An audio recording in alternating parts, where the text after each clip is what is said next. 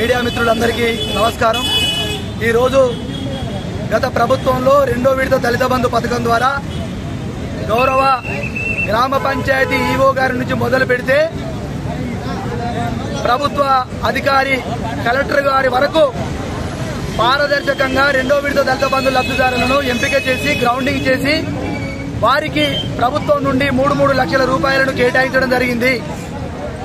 Assembly ఎన్నికల code వల్ల నిధుల జమ చేసే అకౌంట్లో జమ చేసే కార్యక్రమం తాత్కాలికంగా వాయిదా వేసినట్లు జిల్లా కలెక్టర్ గారు ప్రకటించడం, ఎలక్షన్ కోడ్ ముగిసి ఇప్పటికి 9 నెలలు కావస్తున్నా కూడా నూతన ప్రభుత్వం మాకు కేటాయించినటువంటి 3 లక్షల రూపాయలను మా అకౌంట్లో ఇప్పటి వరకు కూడా జమ చేయకపోవడం చాలా బాధాకరం, శోచనీయం।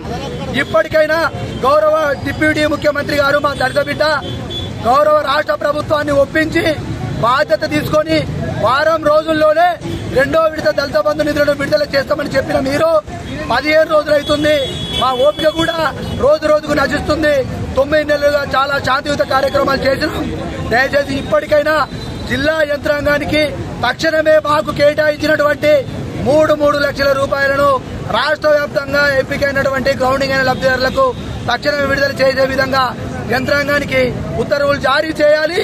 లేని పక్షంలో ఖచ్చితంగా మేము గ్రామాల్లో దళితుల పాలిట శాపంగా మిమ్మల్ని చూపించే ప్రయత్నం చేయాల్సి ఉంటుంది। కాబట్టి మమ్మల్ని అక్కడి దాకా తీసుకుపోకుండా నూతన ప్రభుత్వం దళితుల పక్షపాతి చెప్పుకునే ప్రభుత్వం ఈ రోజు ఇదే ప్రజాభవన్ వేదికగా మిమ్మల్ని కోరుతున్నాం, మాకు న్యాయం చేయండి, మిమ్మల్ని కడుపులు పెట్టి కాపాడుకుంటాం।